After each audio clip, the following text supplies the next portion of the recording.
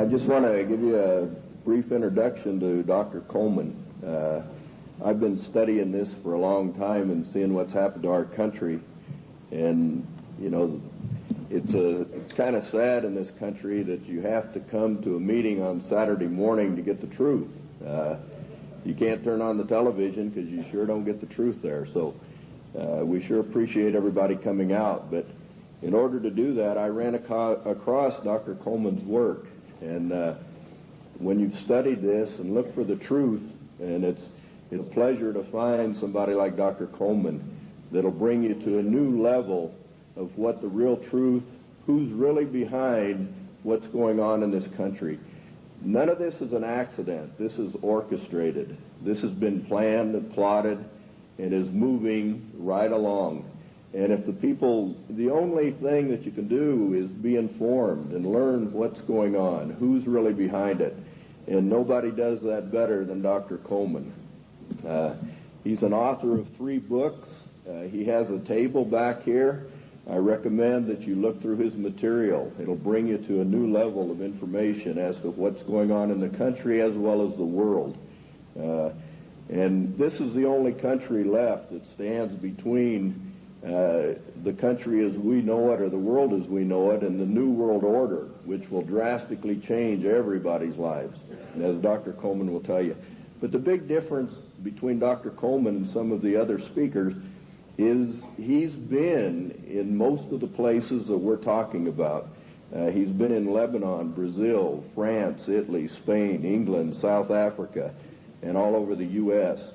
And he did this, in his work. He has first-hand experience with most of the things that are going on here. He studied 5 years in the British Museum in London, also in the Cain Museum in Egypt, where he did research on the Black Plague. And, if you study his work or read his work on AIDS, I think it'll shock most of you. In his investigation, through the congressional records. And the congressional records is where most information is in this country. And he would feel very comfortable, in debating the Supreme Court justice on the Constitution at any time. Because our Constitution is basically being walked all over at this time. But at this time, I'd like to bring on Dr. Coleman, and let's give a big hand to him, and we appreciate him.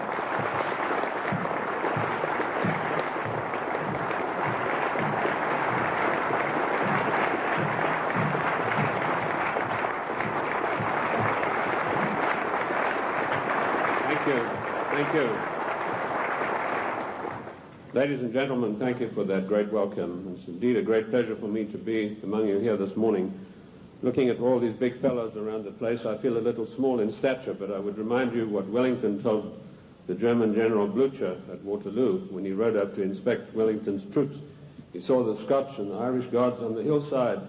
He rode through them and he turned to Wellington and said, "They're rather small, aren't they?"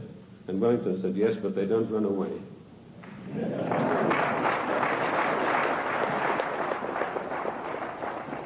Ladies and gentlemen, I bring you a message of hope, not fear. A message that I hope will galvanize us all into much needed action. The problem is quite simple. Anarchy and chaos prevails in Washington, D.C. because the federal government has seized powers to which it is not entitled to and is passing masses of laws that are 100% unconstitutional. And when you get men setting themselves up as greater than the Constitution of the United States, you get anarchy and eventually tyranny. Now, I'm paranoid. I'm going to admit to you right up front. But let me tell you what the real meaning of the word paranoid is. It is a man or a person who has the ability to link events that seemingly are not connected. That is the true meaning of paranoia, or being paranoid. Of course, it's been used by our enemies the socialists, the Marxists, the liberals, the so-called progressives, to smear us. How many times haven't I heard it said of me, that fellow's paranoid? Yes, I'm glad to admit it, because I have the ability to connect events that are seemingly unconnected. And when you do that, you begin to arrive at the truth. It's taken me 25 years to come to the conclusions that I have come to. And I want to tell you that one of the biggest things I discovered in my work was the existence of a supranational committee composed of 300 men. I came across this quite by accident when I was serving in Africa, in Angola, and I was given a series of documents which were only supposed to be handed in to top-level people. They were what we call above the top level of classification of intelligence documents. And there I discovered that whilst I thought I was in Africa fighting against the invasion of the communists, I was in fact fighting to introduce socialist regimes in the black African countries, and that I was actually working for a committee called the Committee of 300, also known in intelligence circles as the Olympians. I'll stop right there, and I want to digress for a moment and tell you the word intelligence has been bandied around a great deal in the United States. I've seen people writing this and that and the other intelligence newsletter. They really have no experience whatsoever. In 1986, I wrote a work called Mind Control, Metaphysics, Extremely Low Frequency Radiation, and Weather Modifications. And in that work, July the 8th, 1986, I said that the top-level intelligence organization in the United States was the National Reconnaissance Office, far bigger than the CIA and any of the other intelligence agencies. And by the way, we have about 10 different ones in the United States. And I even had the audacity to give the address of this organization. 3 weeks ago, Mr. Sam Donaldson, the gentleman who wears that beautiful toupee so effectively, he came on with a program in prime time, and he said, this is one of the biggest scoops that ABC has ever had. And he told about the National Reconnaissance Organization. The exact same thing that I published 8 years earlier. I tell you this to set the stage so that you'll understand I do have some experience and that I know that of which I speak. You know, the American people are somewhat like the Irish. I'm sure you've heard the story of the Irishman who got shipwrecked, and after many days he was washed up on an island, and as he staggered along the beach, some people came out of the trees waving spears, and he said to them, is there a government here? And they said, yes. He said, well, then I'm against it.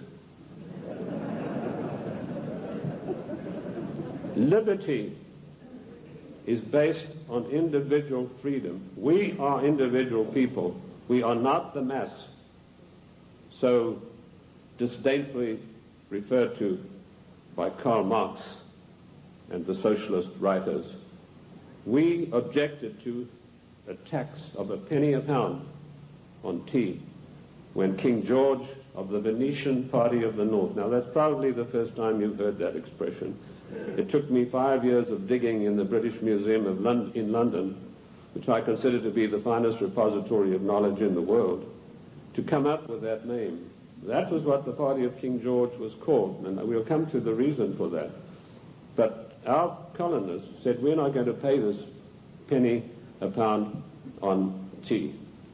Today, we are being driven on our knees by a tyrannical government, which is imposing all sorts of taxes upon us, and worse than that, trammeling on and tramping on the Constitution of the United States of America, which is the second greatest document in the world next to the Bible. And if we could rebel against the mighty powers of King George III, the most potent force in the world at that time. Then, ladies and gentlemen, it is time that we rebelled against a federal government that is trammeling the Constitution underfoot every day of the week.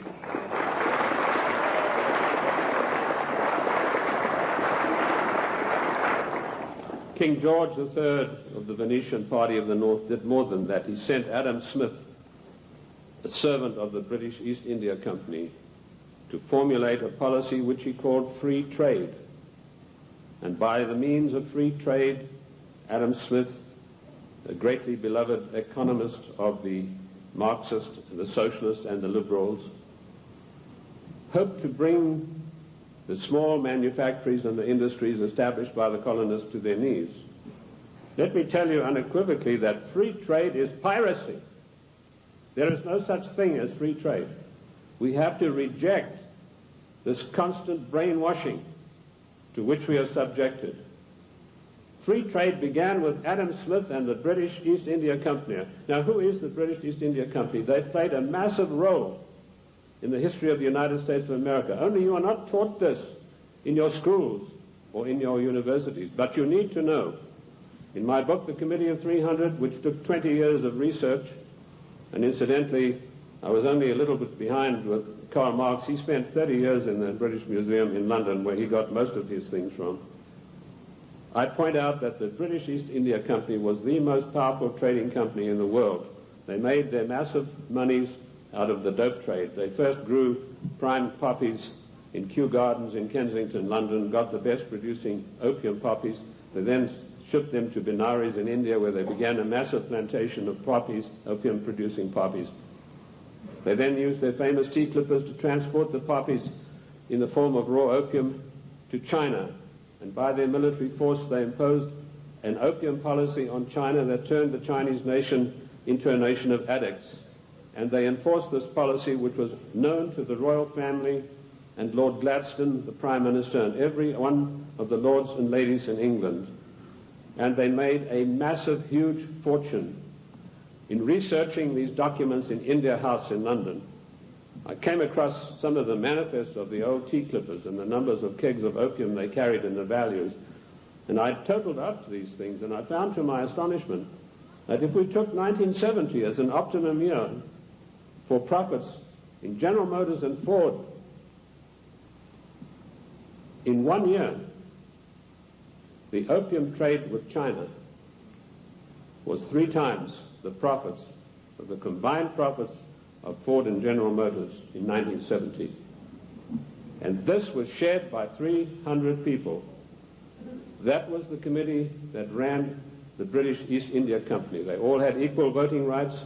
They could not outvote each other, and of course they were sworn to secrecy. The descendants of the British East India Company today run the United States. And I will hope to prove my thesis as we go along. They also interfered in the development of the United States on every occasion. They armed the Indians, they armed the people against the settlers who were pushing west. They ran the Hudson's Bay Company. They also ran so-called mission stations in China and got these missionaries who were really not missionaries at all to push opium on the Chinese. And I remember a conversation with the late Gamal Abdel Nasser of Egypt, Prime Minister of Egypt, President of Egypt, and Mohammed Aikel, one of the top journalists, with Zhou Enlai. And Zhou Enlai told him, he said, you know, the Americans and the British made China a nation of opium addicts, and now with the Vietnam War, it's our turn. We are going to make the Americans a nation of opium addicts. So you can see the influence, the evil, baleful influence of the British East India Company upon the great nation of the United States of America. They were the ones who financed the war. They put up the money for the British troops to buy the Hessian mercenaries and to fight the colonists. Those brave 3%, let me remind you that only 3% of the people took arms and stood up against the mighty army of King George III. We are 3% here this morning, but that's enough for us to withstand the mighty force of the federal government of the United States of America.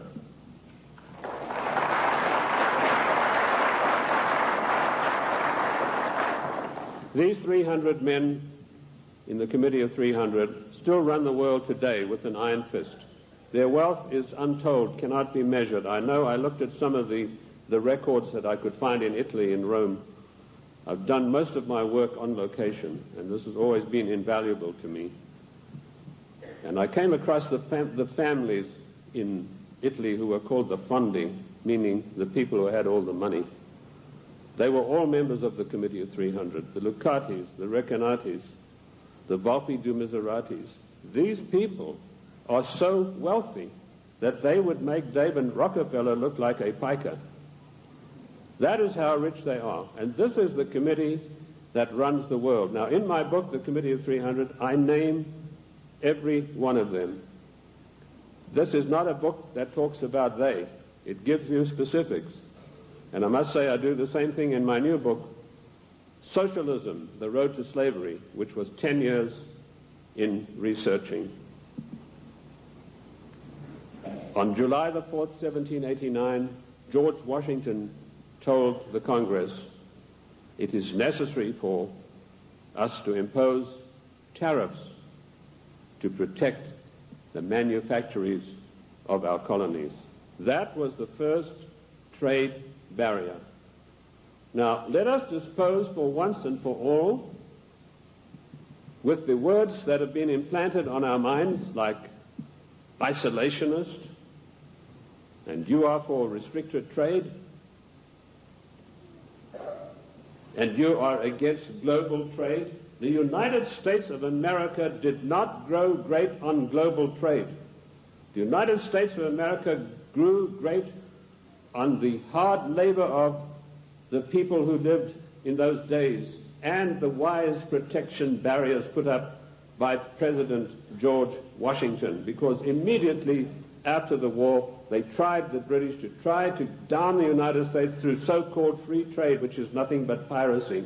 Free trade, ladies and gentlemen, is a one-way street which allows other countries to dump their products on our markets to the detriment of our own people. That's what free trade is. It's strictly a one-way street. The trade barriers were increased by Lincoln, Garfield, and McKinley, and all three presidents paid with their lives for that policy. Disraeli was particularly incensed with Lincoln. Disraeli was the British Prime Minister at the time, and he ordered British MI6 to assassinate Lincoln, which is what they did, the same way as British MI6 publicly executed President John F. Kennedy at a later time. Our founding fathers and our presidents saw the value of trade barriers. They realized that we, if we wanted to progress, were not to be the dumping ground of the world. And I'm going to leave that subject for now and return to it later. The format that I want to use this morning is the type of questions that are most often asked of me. I've spoken to hundreds of thousands of people across the United States and worldwide, and I've been on many, many radio shows, and these type of questions, we note them, and this is what comes up most of all. Who and what is the Committee of 300? Well, I've dealt with that. I've told you this is a supranational body that knows no boundaries, respects the laws of no countries. The first time that they were publicly announced was by a German socialist by the name of Walter Rathenau. Now, I'll give you some background of Walter Rathenau. He was the financial advisor to the Kaiser of Germany, and he was also the financial advisor to the Rothschilds, the French family Rothschild. So he must have known what he's talking about. He made an astonishing statement in 1934. He said, there is a committee of 300 men that rule the world. They are known only to each other, and nothing happens without their consent. When former head of state Mikhail Gorbachev visited the United States a few years ago, flanked by George Bush and Quayle, he opened his Gorbachev Foundation in the United States.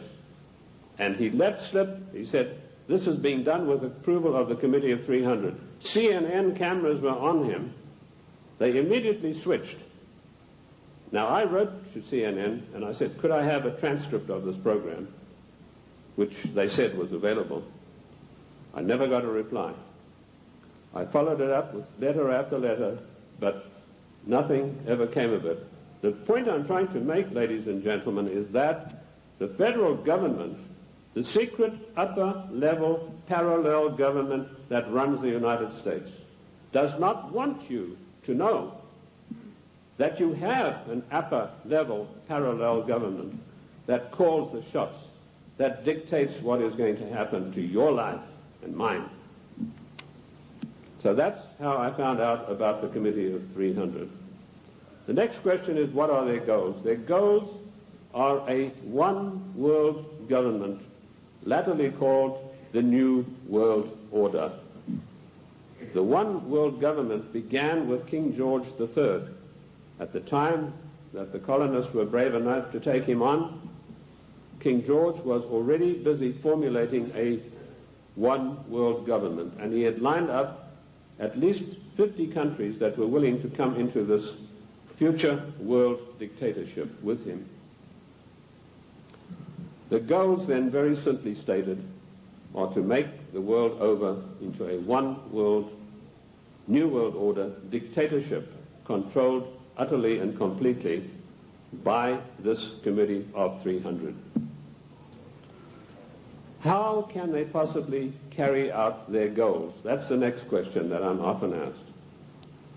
They do it by dint and by virtue of their fantastic wealth and the fact that they control thousands of the top banking institutions, the political organizations, insurance companies. In fact, one of the giant insurance companies, a man called me and said, do you mean to tell me that they are controlling the Metropolitan of New York? I said, the Metropolitan of New York is peanuts. He said, how can you say that? That's a giant American company. I said, well, compared with the Assicurenzi de Generali de Venezia, it's peanuts. That's the biggest insurance company in the world. They control in that organization everything that happens in the world in the insurance field comes out of Venice. That's why Venice is so important, because in Venice we have the black nobility. Now that has nothing to do with the color of the skin of the people, and I'm going to come back to them as we go along. So the goals are a one-world dictatorship of the most brutal kind, and how they carry it out is they have these interface banks, insurance companies, mining conglomerates, every conceivable control in politics, including the Democrat Party of the United States, which is, of course, since 1980 behind closed doors at a secret caucus in Washington, D.C. The Democrat hierarchy took on the goals of the old Socialist Party USA, i.e. based upon the Communist Manifesto of 1848. If you have a copy of my book, and I'm not pushing it, but in my book, The Committee of 300, I list every one of their huge, gigantic corporations, how they interface. And this, ladies and gentlemen, is an eye-opener, because it gets right down to the nitty-gritty of your everyday life in the cities and towns across the United States. So they carry out their goals through existing organizations. And also, of course, they have built up some special organizations of their own. When I first started writing in America, when I came here in 1969, I revealed the existence of an organization called the Royal Institute for International Affairs, which is located at Chatham House in 10 St. James Square in London. I also revealed the existence of the Club of Rome, the Cini Foundation, the Mont Pelerin Society, the Order of St. John, which was known but not known. And I listed all of these secret societies that run the world as executive arms of the Committee of 300. So it controls the world through all of these. The Royal Institute for International Affairs is the executive arm of this committee, which gives instructions to the United States government to this very day. The chain of command is as follows. Every Secretary of State that has been appointed since 1919 is appointed by the Royal Institute for International Affairs. That may come as a shock for you. You think you vote and you put a conservative in the White House, and then he appoints supposedly or allegedly conservative people to carry out the policies that you wanted him to implement. Surprise, surprise. I ask you to find me a conservative Secretary of State since 1919. And if you search diligently and apply the correct rules, you will come out blank.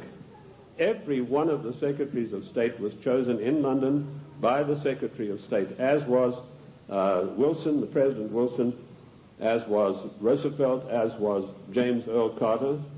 He was specially chosen because he'd had 3 mental breakdowns, and they felt he would be a good guy to manipulate.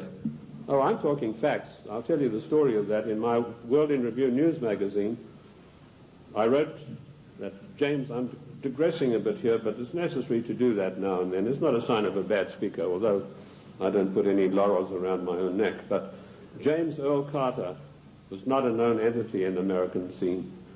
I first heard of him through my intelligence contacts, particularly my French sources, who were one of the best in the world after MI6, and he told me, your next president is going to be a peanut farmer from Georgia. And I said, how come? He said, right now they're meeting at the Dorchester Hotel in London. And if you get your fanny over there, he said, you'll find that there's a lot of goings on you might like to look at. And lo and behold, that's what was happening. The Royal Institute for International Affairs had ordered David Rockefeller to find a candidate who was totally weak, preferably a little mentally weak. And they put one of the greatest brainwashing specialists in the world, trained by the Tavistock Institute for Human Relations, Dr. Peter Bourne, on the job. And he said, it's funny you should say that. One of my patients is a guy from Georgia, James Earl Carter, and this guy can't take rejection, and he's been to me 3 times for a nervous breakdown. So they hiked Carter over to London and feted him at the Dorchester Hotel, which is a very ritzy place. And they feted him and wined and dined him. And the next thing we saw, Time, Newsweek, every newspaper in the country, James Earl Carter. Now we, in our little magazine, World in Review, we told those of our subscribers, this man is your next president. We also did exactly the same thing with William Jefferson Clinton, because we had the story of the Club of Rome. We knew who Agnelli was. We knew that Agnelli had had a huge love affair with Mrs. Pamela Harriman, and that Mrs. Pamela Harriman was the doyen of the Democrat Party, and Mrs. Harriman had been given the task of finding the next president of the United States, a socialist. And she picked up Clinton and said, you're our boy. But there's one snag. Clinton went up there, brushing his forelock back, said, well, you know, there's one problem. My wife's left me. So Mrs. Harriman was dumbfounded. She said, well, you better give it back in a hurry. And he said, no, she doesn't want to come back to me because of my tryst with other women. That's how he put it. My philanderings would have been a better word, but he said tryst with other women. So Mrs. Harriman sent for Mrs. Clinton, and she duly came to New York, and she sat her down and said, look, if you want to be the first lady of America with all the attendant prestige and power, you better forget about your husband's philanderings and get right back to him. And that is precisely what happened. And when I heard that had happened, I knew this guy was the next president. And we wrote that in our news magazine. And sure enough, a year later, here came marching into the scene William Jefferson Clinton. So the RIA, the Royal Institute for International Affairs, does control everything that happens in the United States. They give their orders to the Morgan Guarantee and Trust Bank on Wall Street. And the chief executive officer of that organization is Dennis Weatherstone. And he duly relays the orders over to the Secretary of State, whoever that happens to be. And he then relays the orders to the President. There was one exception to this, and that was during the illegal, 100% unconstitutional Gulf War. Now, I'm going to use a word, and I apologize to the ladies for this, but I need to tell you this graphically to illustrate the power that the Royal Institute for International Affairs exercises over the affairs of the United States of America. when George Bush was hesitating and didn't know whether he should get into the Gulf or not, the Prime Minister of Britain, Mrs. Margaret Thatcher, came over to the Committee of 300's headquarters at the Aspen Institute, Colorado, and this is the phone call that she had with George Bush. She said, "George, this is Margaret. Apologies to you, ladies president. Get your ass up here. I've got some orders for you about the Gulf War." And Bush went scurrying up there like a little messenger boy. And the next thing we know, there was this massive outpouring of propaganda to start a war against the nation of Iran, a nation that had never done this country one iota of harm. I use those illustrations in order to give you the extent of the control that is exercised by this Committee of 300. There are many other societies that are operating for the RIIA. The Illuminati, which has been around for many, many years. I've written a work called The Illuminati in America, 1784 to 1994. A lot of people think this is an ancient secret society that's gone away. They think that Adam Weishaupt had a quarrel with the Catholic Church and that's it. Don't you believe it? 13 of the top families in the United States are in the Illuminati today, and they have a big say on everything that happens politically in this country. Then we have the Society of Cincinnati, which I don't think many of you will have heard about. That is an ultra secret society to which every president of the United States is forced to belong, including our so-called conservative presidents. And I point this out to you to show you that it doesn't matter who is in the White House. This Committee of 300, through the Royal Institute for International Affairs, through the Council on Foreign Relations, exercises complete control. But their strongest arm is called the Club of Rome. Now, when I first heard of the Club of Rome in 1969, I immediately began my investigation. And as Ken told you, all of my investigations have been done on location. Every one of them. The Club of Rome is one of the most insidious, baneful organizations in existence today, which has done intolerable, immeasurable harm to the United States of America. This Committee of 300 told a man called Aurelio Pecci to form this Club of Rome with the main object of bringing down the industries and the agricultural development of the United States. He immediately wrote a paper in which he said there are too many people on the earth and that the United States, with its industrial development, its agricultural development, is responsible for this curse of overpopulation. And he picked up the documentation for his work from Lord Bertrand Russell, a senior statesman of the Committee of 300.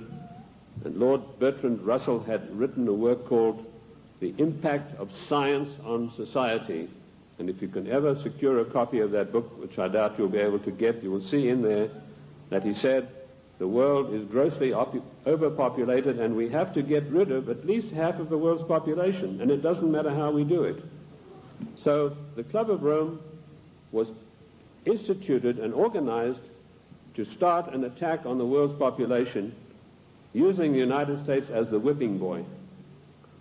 And they came up with a paper called the Zero Growth Post-Industrial Plan for Industry and Agriculture for the United States of America.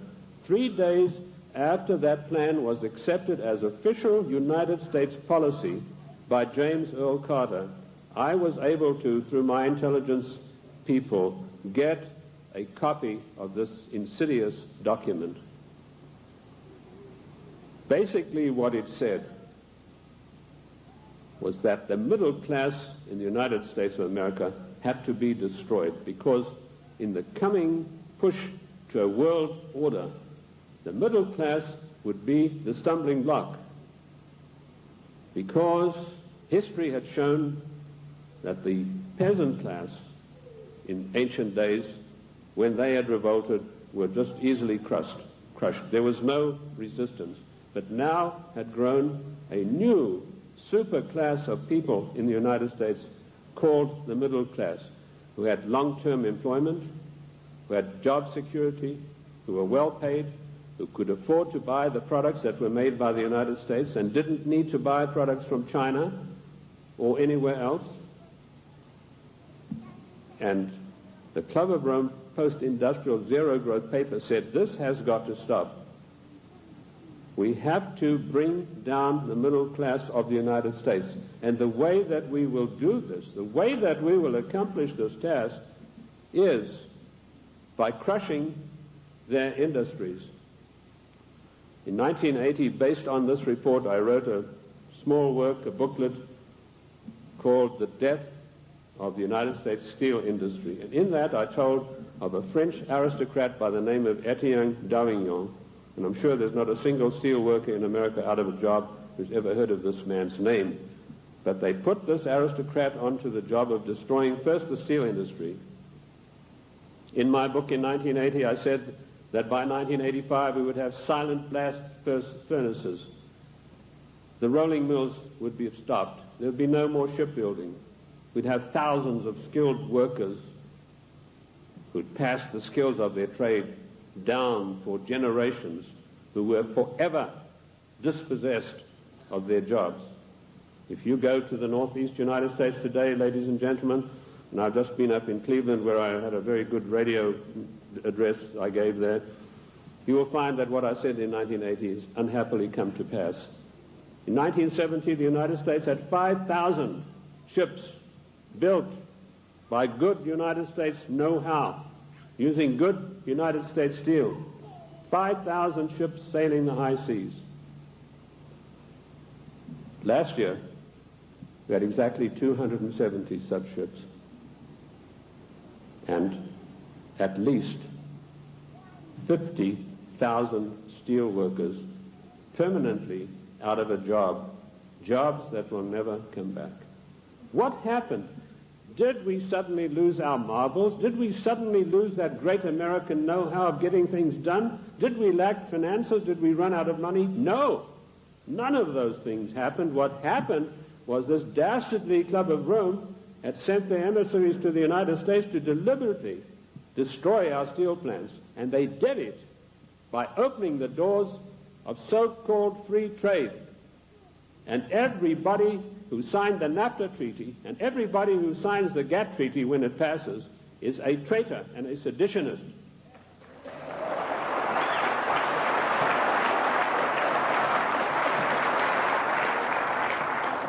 Our mighty steel industry is destroyed. Our shipyards are silent. Our skilled workers are permanently without a job. And if you don't believe me, get the report of the Club of Rome. You know, when I came out in 1969 with my report on the Club of Rome, nobody had ever heard of it. And people, when they got it, said, "Oh, this guy's paranoid. There's no such organization. It's probably something to do with the Catholic Church." Well, surprise, surprise, 25 years later, last year, the Club of Rome celebrated its anniversary, and Alexander King, its chairman, stated, "The American people henceforth must get used to the idea that they will never, ever again in their lifetime have full employment."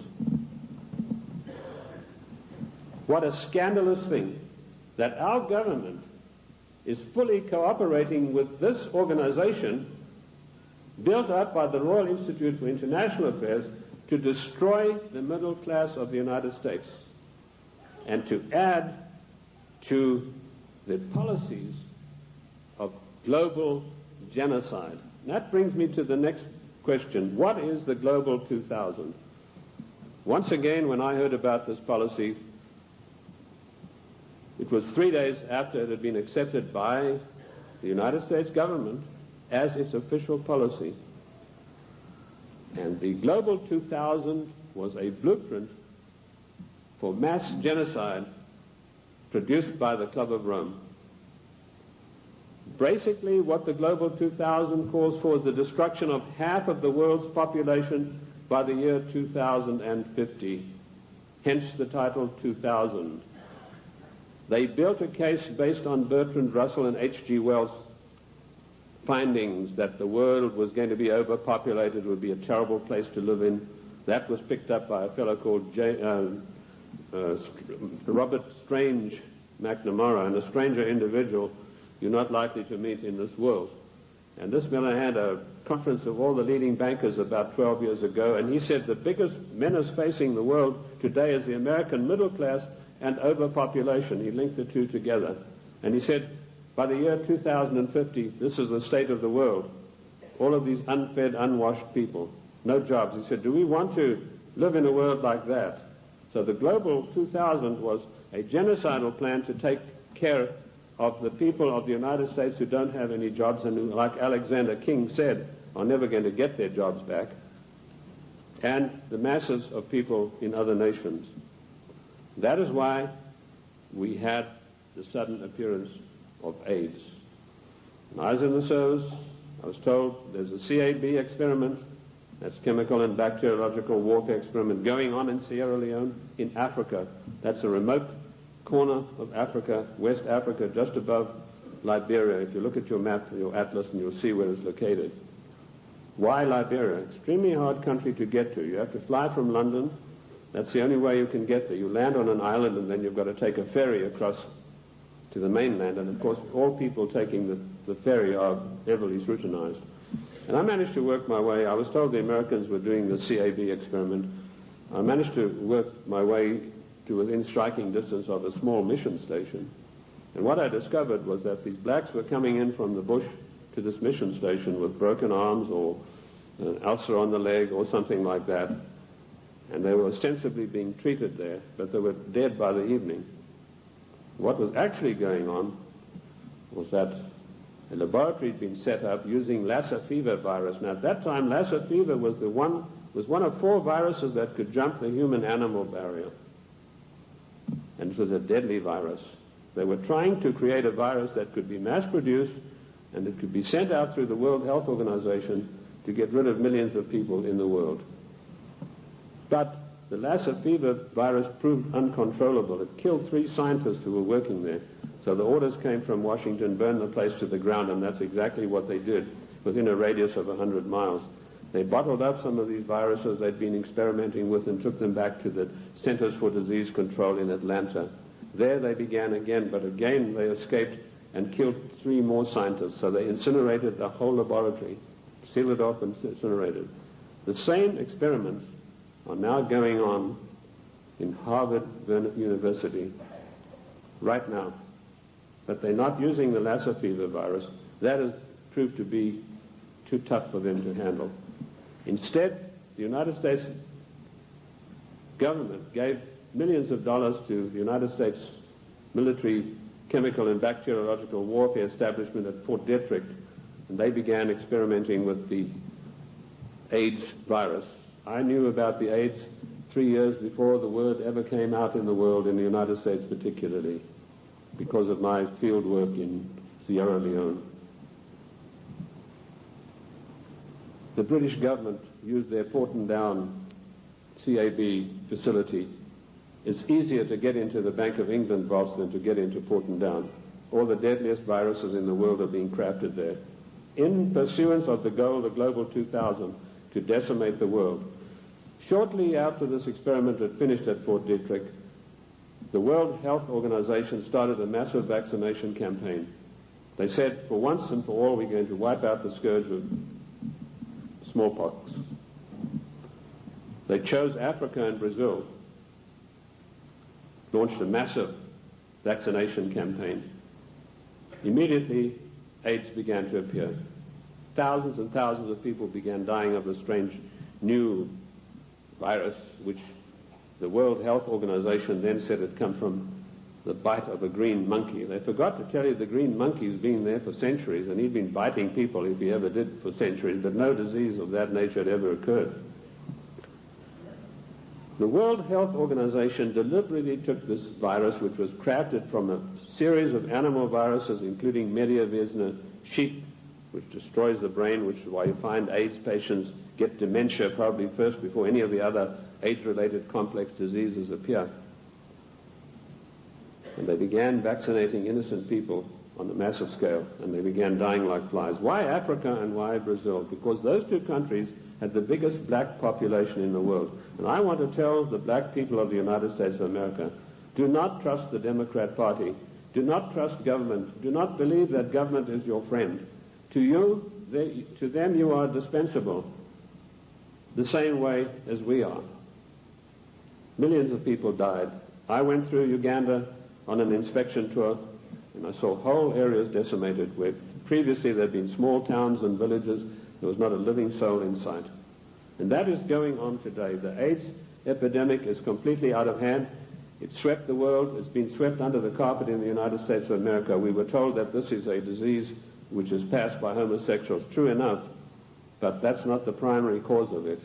This is a crafted virus that was spread throughout the world to decimate the population. Coming behind them, and we reported this about 2 years ago in our World in Review news magazine, is the Vibro 19 cholera virus, a deadly killer. You get this cholera in the morning. If it's not immediately treated with massive doses of expensive antibiotics, you'll be dead in a day and a half. This epidemic swept India, carrying away millions of people. I don't know if you've heard of it in the press. I doubt it. Behind that is a deadly strain of malaria, and some of our forces in Somalia contracted this disease, a strain of malaria which acts almost like the HIV virus. It attacks the human immune system. And behind that, the Black Plague. Now, you've had some experience with Black Plague recently.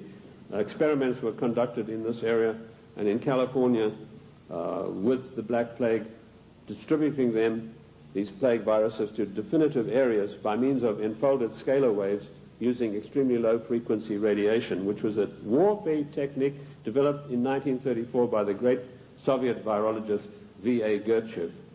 This is not Buck Rogers stuff, ladies and gentlemen. This is today's deadly truth. So some of the Indian reservations were targeted, and all of a sudden they began dying of Black Plague. And then we were told, well, the harvest mouse droppings are responsible. Well, the harvest mouse has been doing his droppings for centuries, but none of them got the Black Plague before that. But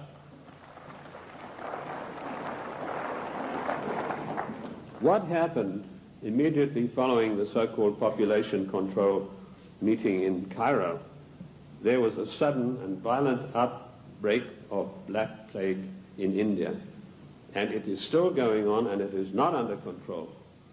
This is all part of the Global 2000 mass genocide plan. I know something about the Black Plague because in my research in the British Museum, I discovered that the black Venetian nobility had none of their families or members had ever got the Black Plague. Yet the Black Plague, as you know, swept through Europe and killed half of the population of Europe. But none of their families ever got it. So I began seeking for the answers, and I found them in the Cairo Museum. So people said, well, how come, if these things are true, how are they going to protect themselves? They being the Committee of 300, their servants and their families, they have the means of protecting themselves by certain types of herbal compounds mixed with sugar. And they also have, of course, the protection of extremely low-frequency radiation, where using the technology developed by the great virologist Gertchev, who proved that every living thing on this earth has a vibratory cycle, and he was able to measure the vibratory cycle of various deadly viruses, and by vibrating them double their cycle, you would kill them instantly. So that's one of the defensive weapons that these people have got that will kill the plague if they ever get it. The same technique, of course, will kill cancer cells.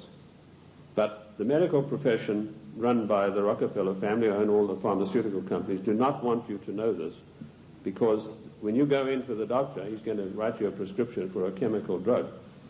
There's no chemical drug benefit out of extremely low-frequency radiation vibration, no profit to these people. So that's the Global 2000. Decimate the world's population and particularly hit hard the United States middle class.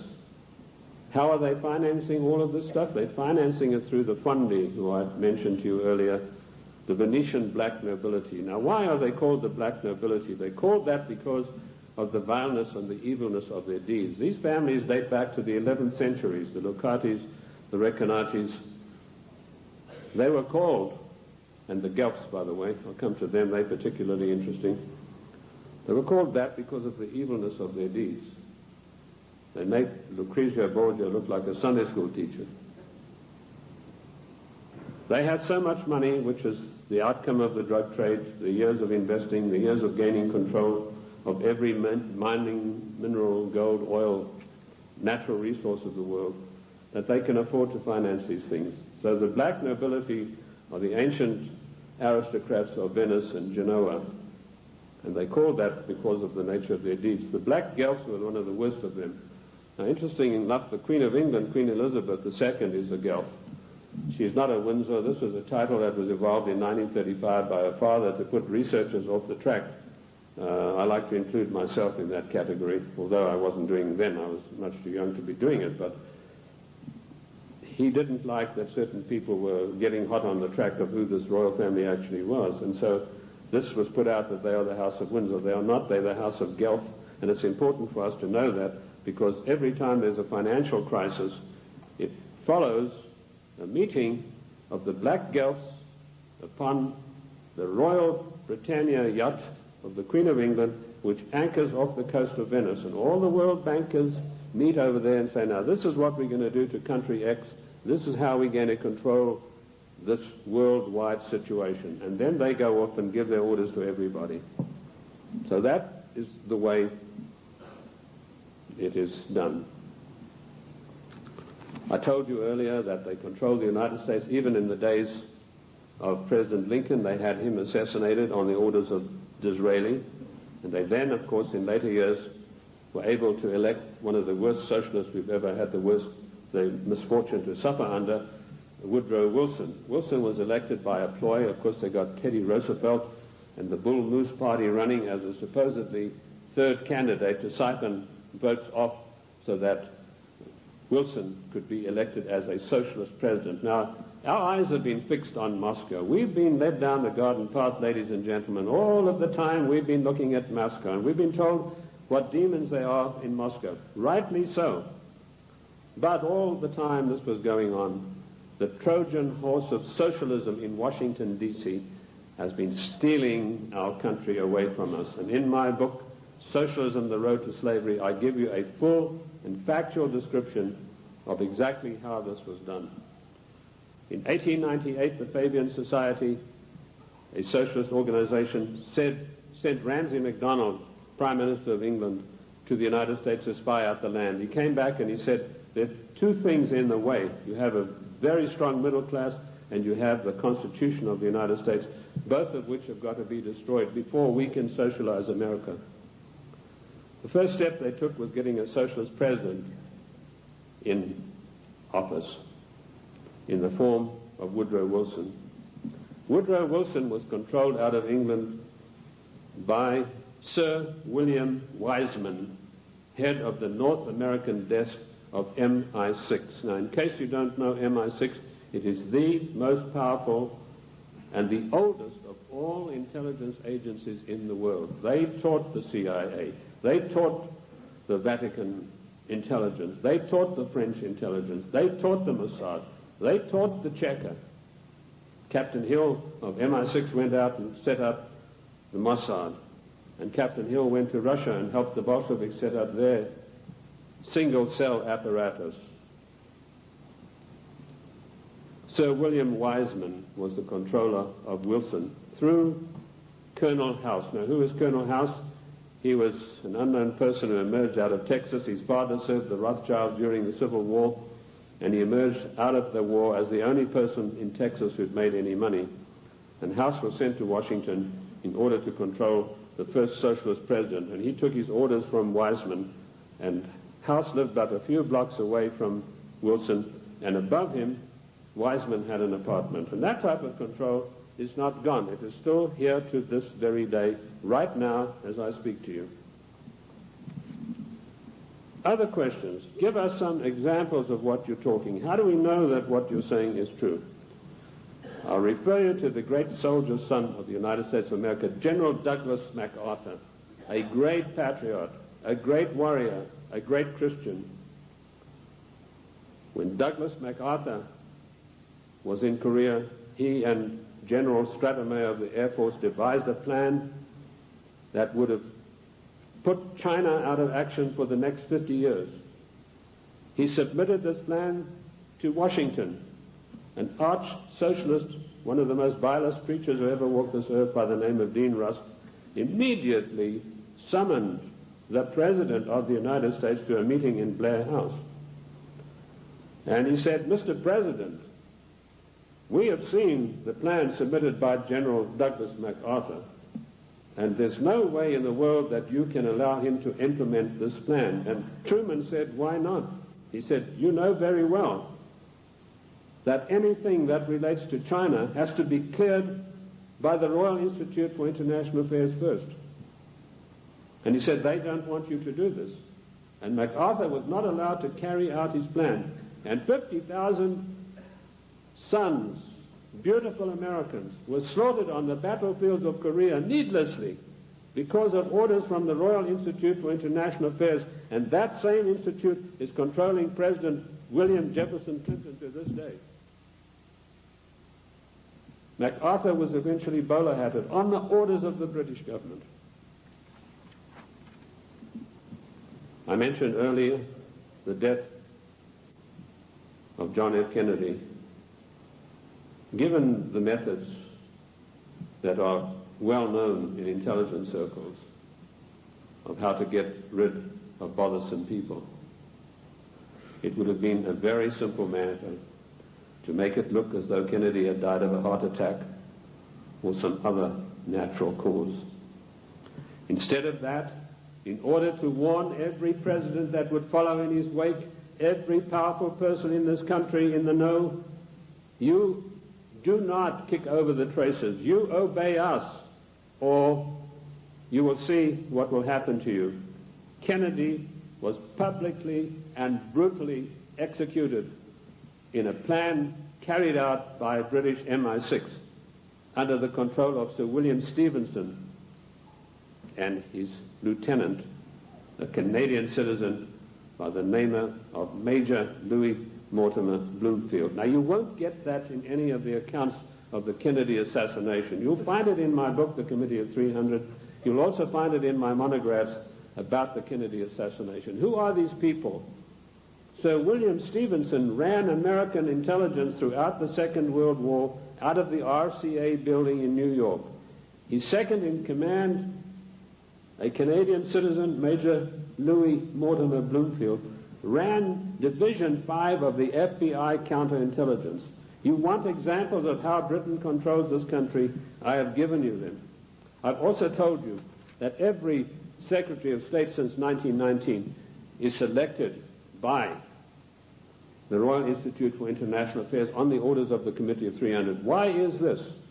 We go to these conventions and there's all the hoopla in the world. The balloons are flying, the straw boaters are in the air. Bush has been elected conservative president. Reagan has been elected. What happens in reality? The Secretary of State, who's charged with carrying out the policies, subverts each and every one of them. You show me a Secretary of State that has acted in the best interest of the United States of America since 1919, and I will give you the only money that I've got in the bank, which is about $1,500. You're welcome to it, because I know that you will not be able to do that. Every Secretary of State has subverted and acted in a treasonable manner towards the people of this great country. And when they haven't done it directly, they've done it through surrogates like Lachlan Curry, who ordered the military to jettison a shipment of arms destined for the great Chinese leader Chiang Kai-shek, to jettison overboard these arms in the Indian Ocean. And that's exactly what they did. We think that we elect our presidents. Ladies and gentlemen, we do not elect our presidents. They are selected for us long before we'd even heard of them. And I've given you 2 examples this morning of how this is done. The 300 office at Aspen keeps a tight control over every political event that takes place in this country. And it was this office, through Margaret Thatcher, that ordered President Bush to violate the Constitution of the United States of America and to violate his own personal oath to uphold the laws of the United States by sending our troops to the Gulf War against Iraq, a nation that had never done us any harm. And we did it by the dirtiest of dirtiest tricks. We got the daughter of one of the Al-Shabaab clan, there are over 400 of these people, and these are the most degenerate, disgusting people that you'd ever come across. The ruler has 140 wives. He doesn't have them all at the same time. When he gets tired of one, he says, I divorce thee 3 times, and she's gone. When the Iraqi troops came in there and they turned it over to the Red Cross in Geneva, 140 marriage certificates. This is the man that your sons and your daughters are propping up today in Kuwait in a most illegal manner, in violation of the Constitution of the United States of America. And Bush did a Texas two-step around the Constitution. He did not get the mandatory declaration of war. I'm not a lawyer, but I've studied the annals of Congress, the congressional globes, and the congressional records for 25 years. And in those pages will be found more wisdom, more in-depth information about the Constitution than you'll ever get from any law school. Anyway, most of the law schools have professors far to the left of Marx, and they don't know anything much about the Constitution. I talked to a few people, one lawyer in Congress. I said, what do you know about the Constitution? Well, I got one semester of law when I was at law school, and in that was something about the Constitution. Our Constitution is not even taught in the United States school system. Isn't that an utter shame and a resounding disgrace? Bush said the troops...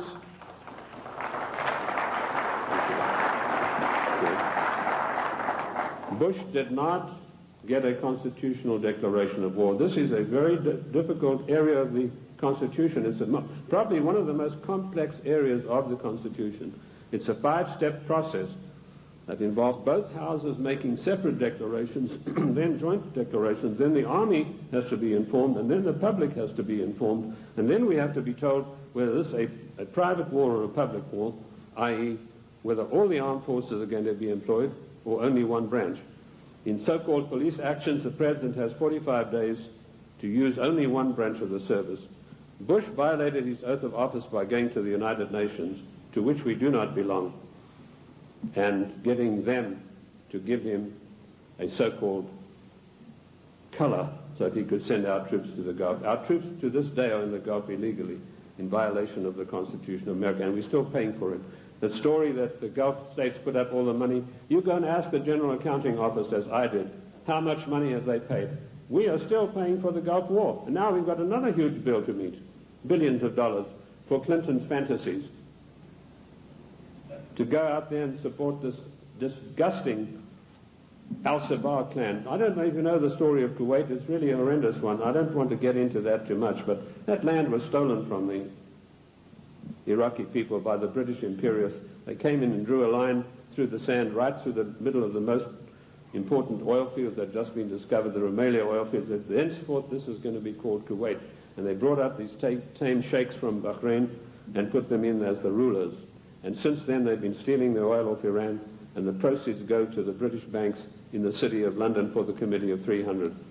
They're just doing the same thing now in South Africa with the gold. That's part of their tactics to gain control of all natural resources through the world.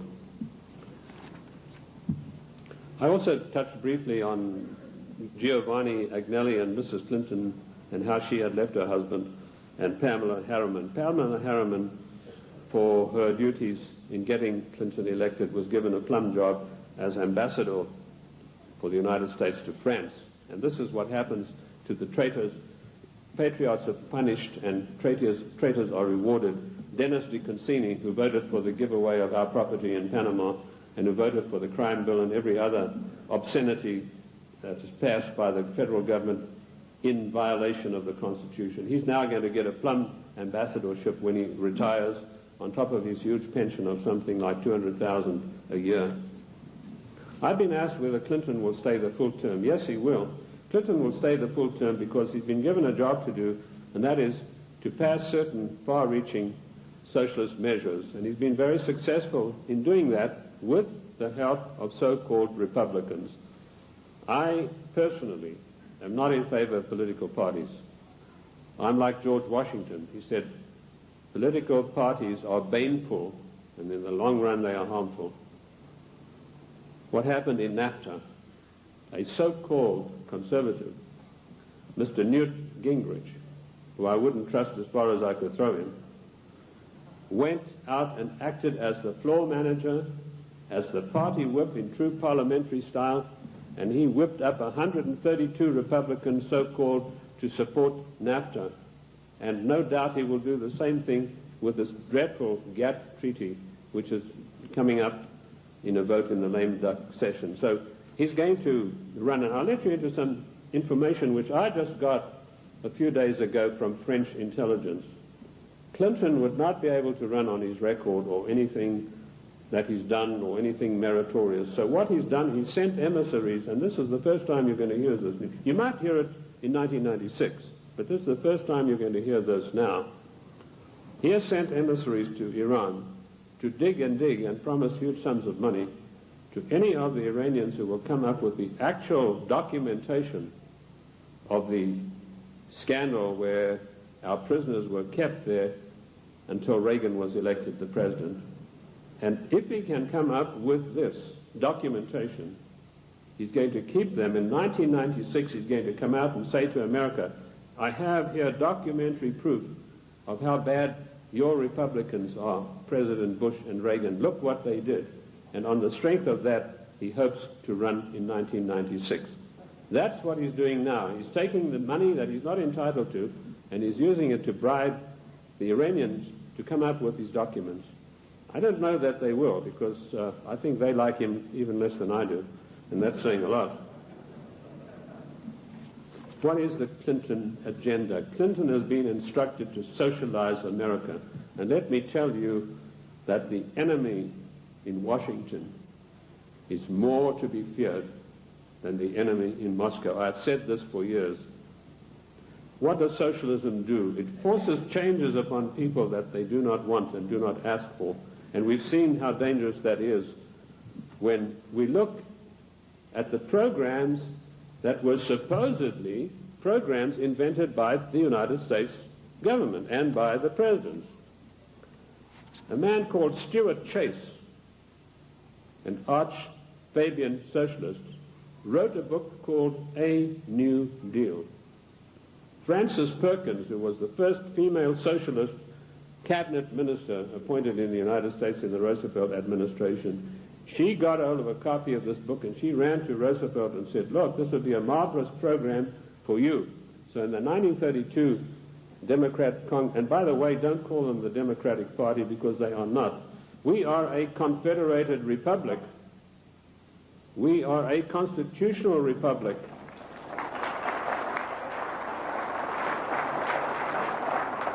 In a confederated constitutional republic, you cannot have a Democratic Party. You can have a Democrat Party, and that's what we should start calling them. But she ran up, and Roosevelt was so enamored with this deal that in 1932 they hastily changed their platform, and he came out and announced his New Deal, which is a verbatim, word-for-word program taken from Stuart Chase's book, Socialism, A New Deal. Then when Kennedy came along, he adopted a wonderful new program called The New Frontier. That just happened to be a book written by Henry Wallace, another Fabian socialist writer. Word for word, The New Frontier was co-opted as Kennedy's program. Then when Johnson came along, he came out and started talking about the Great Society. Now, what was the Great Society program? It was another Fabian socialist book written by another fellow called Graham Wallace, no relation to the first Wallace, name spelled differently. So here we have three presidents of the United States following an outright course of socializing the United States of America. And of course, every president, including Reagan and Bush, has continued along those lines. And what do we have? Our Social Security. That was called the Beveridge Plan. In 1942, when Britain had its back to the wall, was losing hands down to the German armies in France, they needed something to buck up the population. So Sir William Beveridge came along with this plan. He said, we're going to abolish poverty in Great Britain. and they've started this beverage plan, which is the basis of our socialist social security plan. Note, I said socialist social security plan. That's how we got it. It was co-opted directly from the beverage plan, very eagerly embraced by Roosevelt. Socialism is a failure. Lenin was once asked, what is socialism? And he said, socialism, he said, no, he was, sorry, I got the story wrong. He was asked, what is communism? And he said, communism is socialism in a hurry. And we have creeping socialism in this country today, which has nowhere to go but to communism. In the New World Order, one world government. That is the direction that William Jefferson Clinton is pushing this country as hard as he can go. And GATT is an integral part of that. The socialist policies of England failed miserably. They got the great Professor Harold Lasky of the London School of Economics. I once was asked to give a talk there, and it was me against 600 hostile left-wing students. And I had a pretty torrid time of it to start with, but in the end I did get a very good hearing from them. But that same Professor Lasky was sent to the United States to see how the Constitution could be got around. And he said, there's one good way we have to do it. We have to break down this provision that says there's no transfer of powers between the three branches. And we have that happening every day. We have Clinton calling himself the Commander-in-Chief, which he's not. I sent a fax to Colonel Oliver North the other day, in which I explained in detail what the Constitution has to say about the Commander-in-Chief. I hope he was able to use it. He said that Clinton is not the Commander-in-Chief, but he was saying it for the wrong reasons, for personal reasons. The Constitution is perfectly clear on this. It says that the President shall not be the Commander-in-Chief until such times as called into actual service by the Congress. And in my studies I came across this proviso that could only happen after a careful 5-step declaration of war mandated by the Constitution. And that is the sum and substance of the President's war-making powers. Unfortunately for us, during the time of the Civil War, Lincoln got the Congress to give him the power of habeas corpus, which is a privilege, by the way, not a right.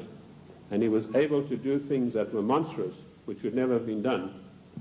Why Clinton is telling everybody he's the Commander-in-Chief, it's not out of ignorance, as I pointed out to Colonel North in my facts. It's a deliberate, carefully crafted plan to get the people of the United States used to the idea that he is actually the Commander-in-Chief. And I tell you, he is not.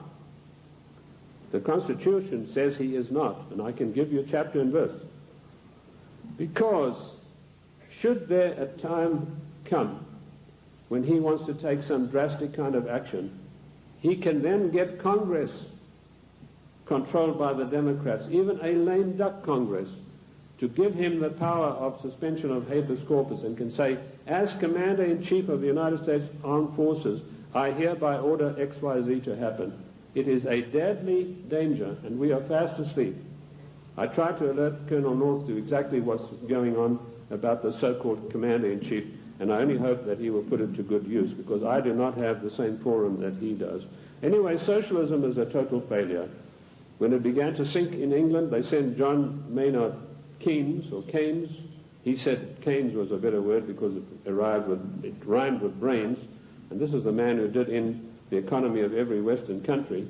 And he came to the United States, and by his charm and good looks, he was a tall, well-spoken English gentleman, immaculately suited, connoisseur of wines and cheeses. And it was said of him that there was not a single lady who could resist his amorous advances. He was able to charm Roosevelt into giving the British government $3 billion to prop up their socialist programs. That wasn't enough. They then sent Harold Lasky and John Maynard Keynes for a second handout. This time they got $7 billion. And when Roosevelt was asked about this, he said, let's forget all of those silly little dollar signs. And the same thing is happening today in the field of foreign endeavor. We find a president giving away billions of dollars in foreign aid, which he is not entitled to do. I have searched the congressional records, the congressional globes, the annals of Congress, to find out if there is an empowerment for the federal government, our Congress, to dish out billions of dollars every year like a Santa Claus to foreign nations. And I could not find it anywhere. And where the Constitution is silent on a provision, it means it is a prohibition of that provision. What I did find was that when President Monroe was trying to get us involved in Latin America, he tried to get some money sent down there. And the Congress stood on its hind legs and said, this is a matter that's out of your purview. This is a matter for the Congress, and we deny you foreign aid because it's not constitutional.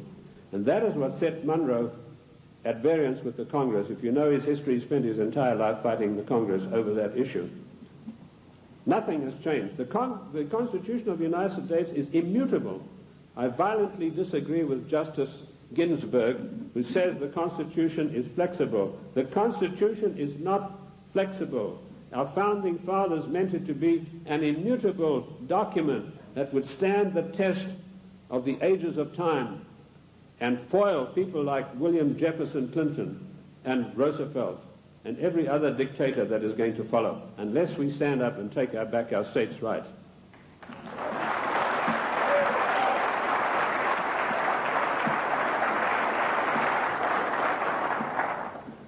What is the political future of the United States?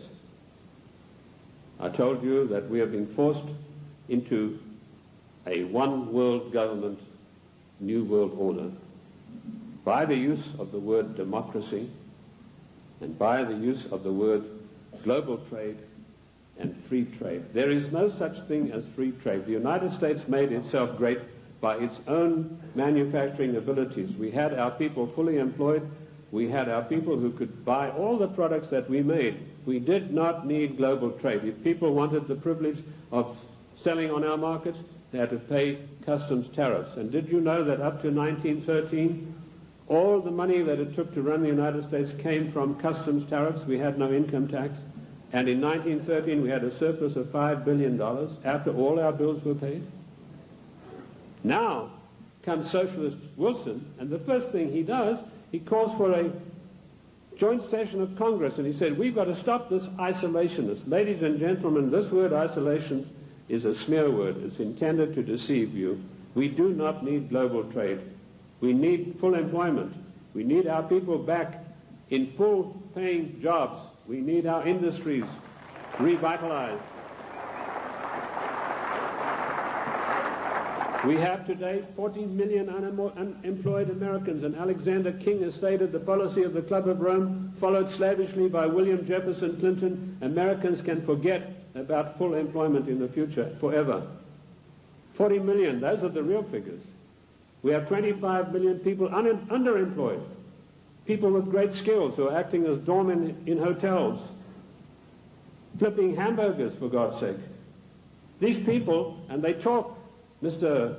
whatever his name is, Reich or whatever it is, he says, oh, the Clinton administration has created 2 million new jobs. Well, I don't like to pick on his size, but I think it's gone to his head, if you get the drift of my meaning. There's no 2 million jobs of any magnitude being created. He's talking about makeshift jobs. We have the biggest underpaid, underemployment class in the world today, and we have the middle class totally destroyed by the socialist administration, and Clinton is hand in glove with him and going along with him as fast as he can go. We have become the dumping ground for the world's products, and that has put our people out of jobs, reduced our standard of living, the object of the exercise being that one day we shall be no better than a third world country as far as our standard of living. Take the shoe industry. In 1950, only 4% of shoes sold in America were imported shoes. Every president that came along knocked down the tariffs against shoes, imported shoes. Today you have China, Taiwan, Malaysia. 84% of shoes sold in America come from those countries, which means a total unemployment in the shoe industry of this country of over 250,000 people. Isn't that a scandal and a disgrace? That we open our doors and allow these people who we subsidize with foreign aid to come back and dump their products and put our people out of work.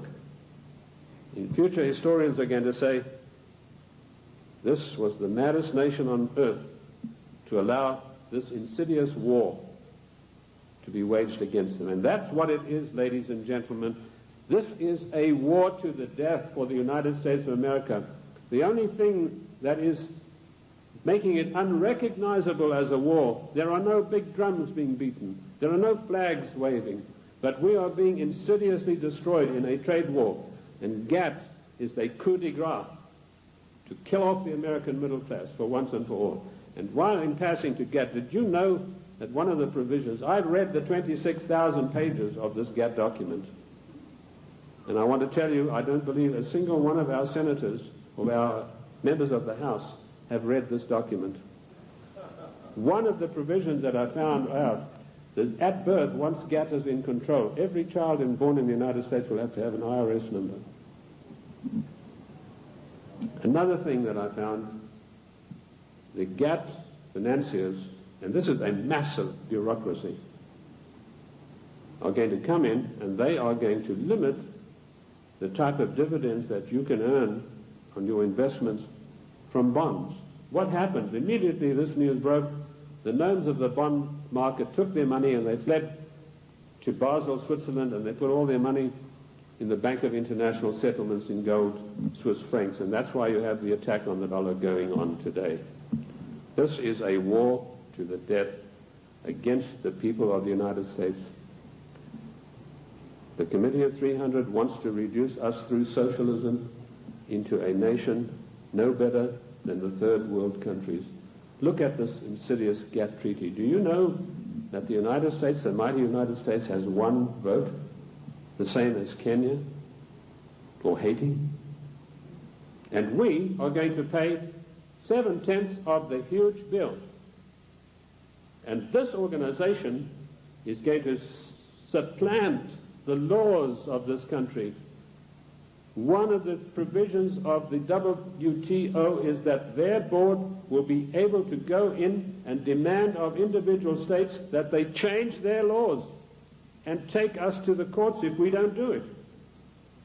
Where is the president who said he would uphold and protect the individual states and their rights to a republican form of government? This GATT treaty is one of the most insidious, unbelievable attacks on the United States that I've ever come across. Let me tell you that if the Russians were to drop a couple of nuclear bombs on Washington, and that might be such a bad thing, let me tell you that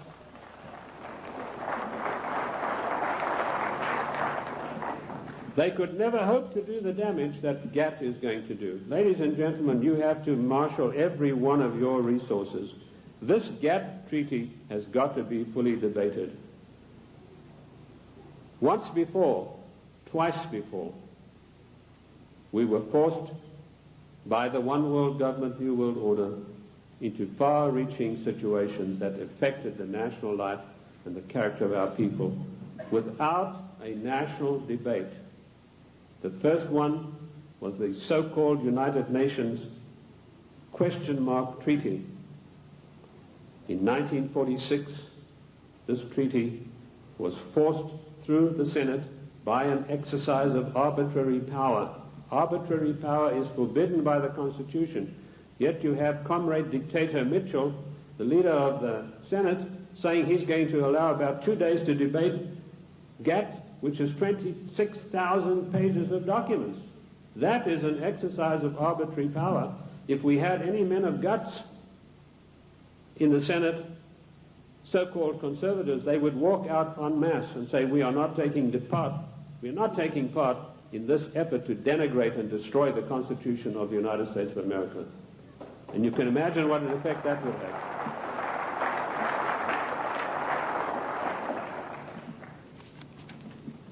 GATT will be allowed to be debated for 2 days, 26,000 pages, and some of the most insidious things that you've ever seen are in this document, and they all, every one of them, say GATT shall override all the laws of the United States.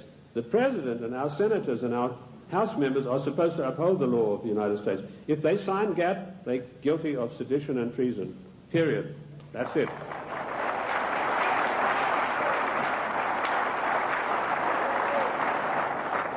This came as a natural outflow of the United Nations Treaty. I found there that 5 senators, listen to this for a disgrace, ladies and gentlemen, 5 senators actually read this United Nations document.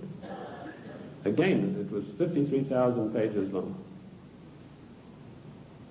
5 senators, and they had 3 days to read this document, and it was then rammed down the people of the United States. I want to tell you that we do not belong to the United Nations. One of the greatest constitutional scholars it was ever my great pleasure to speak with was the late Senator Sam Ervin, who told me there's no way under the noonday sun that we could ever have joined in the United Nations. We did not join the United Nations, and we do not belong to it now. I've written a little work called Is the United States a Member of the United Nations? And you'll find in there, I'll give you chapter and verse constitutionally why we cannot be. 1965, we had another national calamity without a national debate. The Democrats reformed immigration. Now notice, every time some far-reaching thing happens, then the socialists come along with the reform. It's to reform health, which, by the way, Lenin said a national health plan is the arch of socialism. So now you know where Clinton got his national health program from. He took it straight out of the Communist Manifesto of 1848. They were not satisfied with immigration as it was.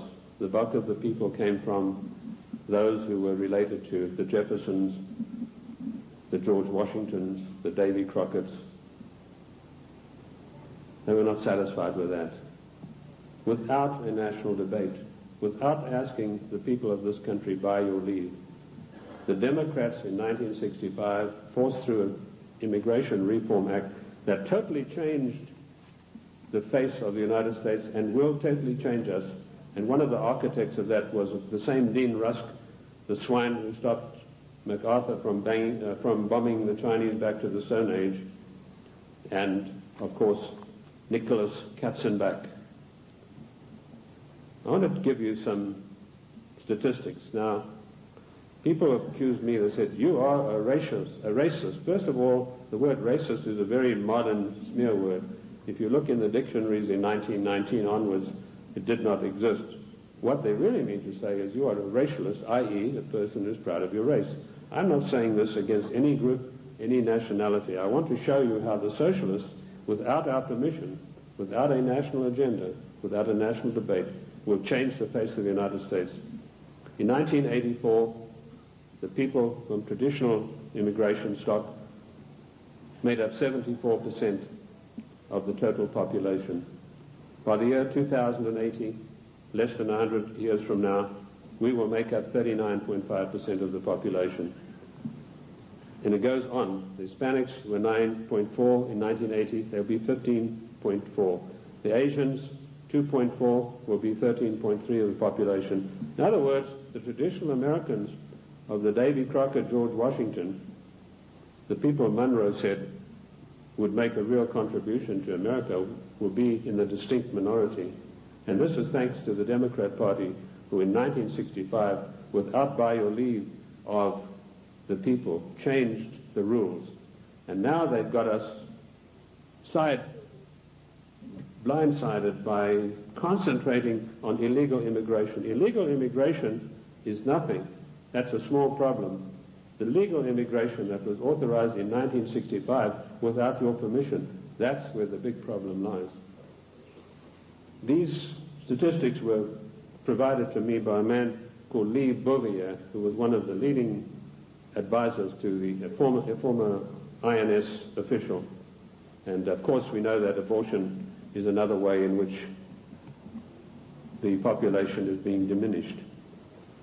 I have challenged judges all across the country to show me in the United States Constitution, where is there provision for abortion? And I've yet to see. Oh, they say in the Fourth Amendment. Don't you believe it? The Fourth Amendment has nothing to do. It doesn't mention the word abortion. And where a word is not mentioned in the Constitution, it is a prohibition of that word. There's no such thing as free choice. This is a communist doctrine brought to this country by a woman called Madame Calonte. Madame Calonte you've probably never heard of, but she is the inventor, the author and the finisher of NOW and NARL and abortion. It's all in my book, Socialism, The Road to Slavery. Where do we stand now? I told you that we're in danger because the separation of powers mandated by the Constitution are being broken up every day. You now have the idiocy of Clinton having line item veto. That means if he doesn't like something, he can go and veto just that line that he doesn't like. That is breaking down the separation of powers forbidden by the Constitution. Also meddling in trade. The President has no right to be meddling in any treaty whatsoever. That is strictly for the House according to the Constitution of the United States. And I dealt with the Commander-in-Chief situation already. We need to understand the seriousness of the Commander-in-Chief. Lincoln said that if we allow this title, he said, we are then putting presidents where kings stood. And he said one of the most hated powers of kings was their ability to make war at any whim that came to their mind. And if we do not stop this Commander-in-Chief nonsense with Clinton, that's where we're going to find ourselves. We are already there with Haiti, and we are already there with our troops being sent to Kuwait. I want to tell you that the cost of the Middle East peace so far, to you, the American taxpayers, is $38 billion, and the clock is still running. Jordan was given $4 billion to sign this treaty. The other nations have been guaranteed credits and all sorts of things that will bring up the total to $38 billion for this so-called peace accord in the Middle East to come about. Of course, it's doomed to failure, but that doesn't matter. In the meantime, it makes the President of the United States look good. We need to understand something. I told you today there's anarchy and chaos in Washington. That is because the United States government is a government of strictly limited empowerment. It cannot just willy-nilly go making bills. For a measure to be introduced into the House, it has to be in consonance with or in pursuance of something already in the Constitution. If it is not, it is unconstitutional. And I've looked at 3,000 bills passed in recent years, and every one of them are unconstitutional because they were new things that some lighter-than-air incendiary fairy-head liberal said, well, I'm going to introduce this into the Congress. I'm going to have this law passed, like Dinah Swinstein's 19 assault rifles banned. There's no thing in the Constitution that would allow her to do that. Specifically, the 10th Amendment is very, very precise, and I can quote you 54 instances where this is mentioned in the Annals of Congress, the Congressional Records and Globes. The 10th Amendment is a restriction on the federal government. Our founding fathers were very frightened to give unlimited powers to the federal government. Daniel Webster said we must cage them like a lion, must not give them unlimited powers. It is a government of limited powers, but particularly the 18 Amendments.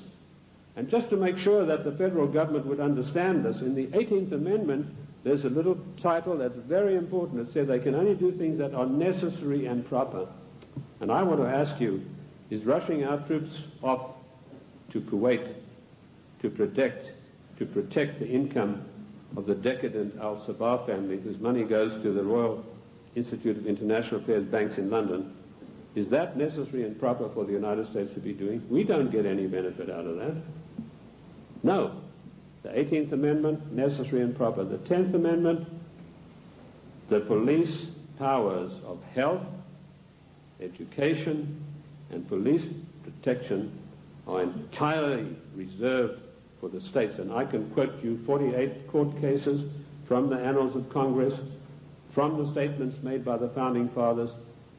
Those powers were never surrendered to the federal government. Therefore, the federal government has no business interfering in health matters, national health plan, no business interfering in crime bills, that's a matter for the states, and no business interfering particularly with the Second Amendment. I was in New York the other day on a radio program, and a very irritated, angry lady said she was a professor of law from Columbia. She came in on the program and she said, "You don't know what you're talking about." She said, it's not a right to bear arms. I told her exactly what it was. And she said, well, if that's true, then voting is a right. I said, no, voting has never been a right. The only rights and the only civil rights we got are found in the Fifth Amendment. That's all. Forget the 1868 Act. That was done when the United States, the southern states, were under occupation. They were occupied countries. Forget Nicholas Katzenbach's 1964 Civil Rights Act. The only civil rights we've got are those contained in the Fifth Amendment. And health, education, and police powers belong to the states. Mrs. Swinstein has no right passing a bill classifying 19 types of assault weapons. What is an assault weapon anyway? Any gun is an assault weapon. That's what you use guns for. You use it to shoot people or animals or protect yourself. Any gun is an assault weapon. A knife is an assault weapon. You know, now they have this poor, almost idiot Brady running around the country. They're using him shamefully to push for gun control. This man doesn't know whether he's Arthur or Martha at the moment. This is not an issue of gun control. This is an assault on the Constitution of the United States of America in total. You cannot take one part of the Constitution and attack it and exclude the others.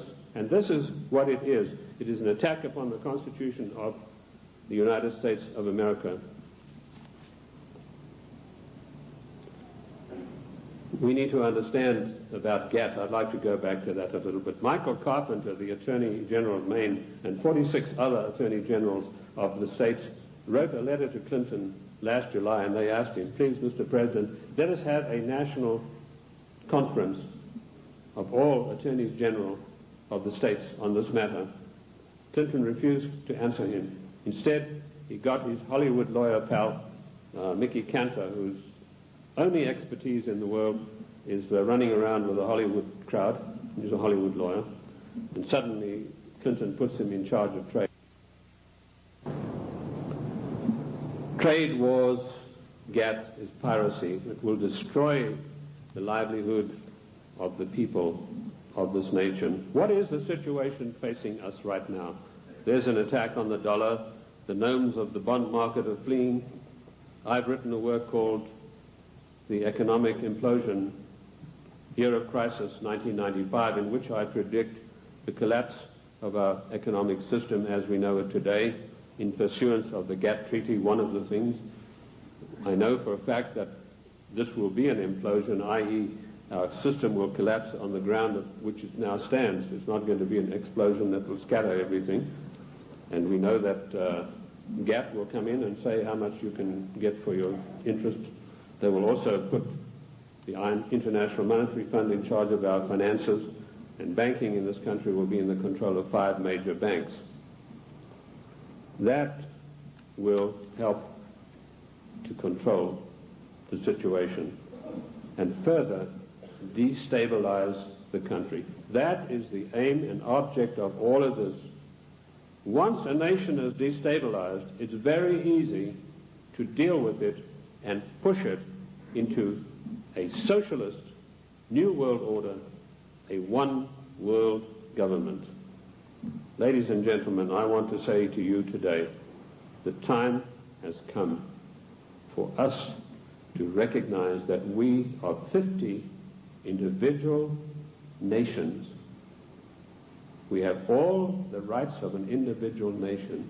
We gave only limited empowerments to the federal government. They have grossly, flagrantly violated the concord that we have with them.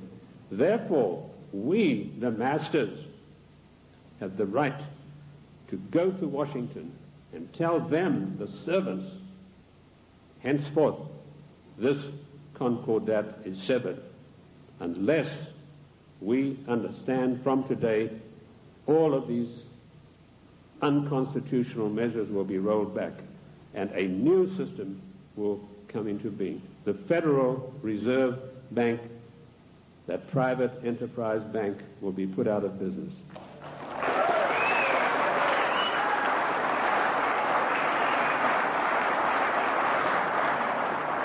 Ladies and gentlemen, this is not anarchy.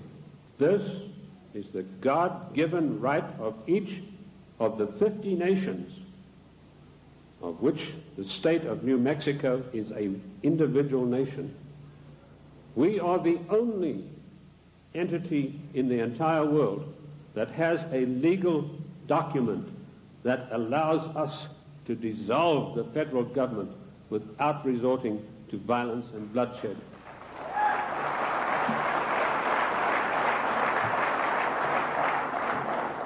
Ladies and gentlemen, I can tell you from my own experience that I have seen a rising tide in this country in the last 5 years. And I say to you today, in my closing remarks, let us catch the wave. My own plan is to form an organization, a foundation, if I can get people with money to back me, where I will teach what I've learned from the Constitution, what I've gleaned from the annals of Congress, the Congressional Globes, and the Congressional, to maybe 100 educators, lawyers, if you will, other people who are interested. Teach them what I know, which is enough for them to confound the Chief Justice of the Supreme Court of the United States, not to mention those fairy heads we have in the House and Senate. They, in turn, will spread across the land, teaching others, and they, in turn, will teach others until we have a grassroots movement that is spread across this nation of people who really know, not just to recite the Constitution, but know all of the provisions, the ins and outs, the nuts and bolts, who, when somebody like Mitchell says, we're going to give 2 days for this gap treaty to be debated, 1 million people will demand and tell him that you, sir, are exercising arbitrary power and you shall not be allowed to do this, and quote the Constitution. We could do that with every one of these unconstitutional measures. It is the federal government that is creating anarchy, not we, the people. Thank you, ladies and gentlemen. Thank you. Thank you. Thank you. Thank you. Thank you. Thank you.